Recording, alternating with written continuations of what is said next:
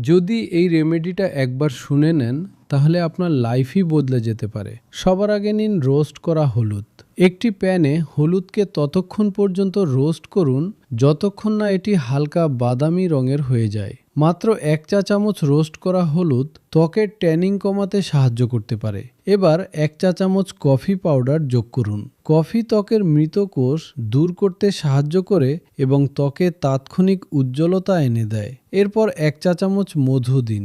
মধু ত্বককে নরম ও ময়েশ্চারাইজড রাখে এবং ত্বককে শুষ্ক হতে দেয় না। এবার 1/4 চা চামচ লেবুর রস যোগ করুন। এটি প্রাকৃতিক ব্লিচের মতো কাজ করে। যদি আপনার ত্বক লেবুর জন্য সংবেদনশীল তাহলে আলুর রস ব্যবহার করতে পারেন। এরপর সামান্য দই মিশিয়ে একটি মসৃণ ফেস মাস্ক তৈরি করুন। এবার জেনে নিন কিভাবে ব্যবহার করবেন।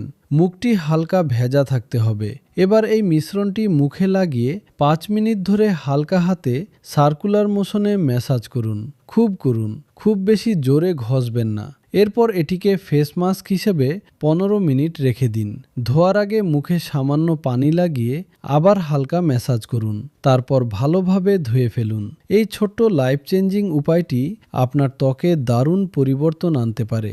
আপনি যদি আপনার ত্বককে প্রাকৃতিকভাবে উজ্জ্বল এবং সমান টোনের করতে চান তাহলে স্ক্রিন কমেন্ট করুন। আমি আপনাকে পার্সোনালাইজড গাইডেন্সের লিঙ্ক ডিএম করে দেব। আমি চাইলে এটিকে বাংলা ইউটিউব শর্টসের জন্য আরও কথ্য ভাষায়ও রূপান্তর করতে পারি, যাতে শুনতে আরও আকর্ষণীয় লাগে।